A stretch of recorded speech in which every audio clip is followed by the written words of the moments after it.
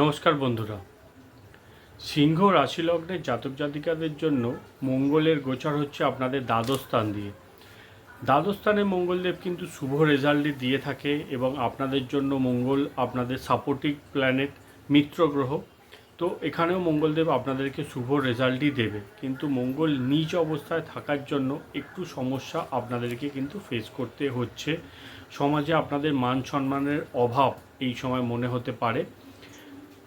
পিতামাতার সাথে কোনোভাবে মতভেদ তৈরি হতে পারে। মঙ্গল হচ্ছে আপনাদের চতুর্থপতি ও নবমপতি, এখন নিজ অবস্থায় দ্বাদশ স্থান দিয়ে গোচর করছে। পিতামাতার হেলথের পিছনে কিছু টাকা পয়সা খরচ বা মতভেদের মতো স্থিতি এখানে কিন্তু তৈরি হতে পারে।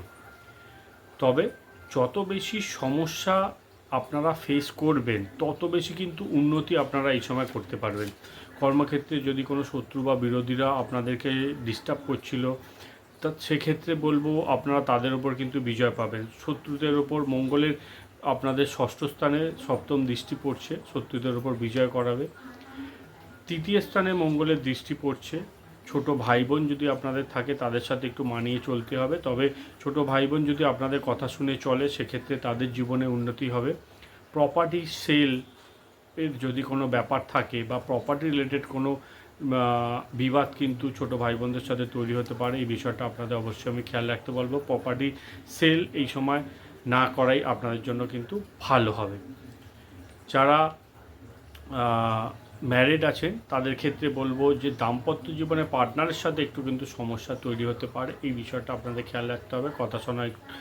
কথাবার্তা একটু বুঝে শুনে বলতে হবে।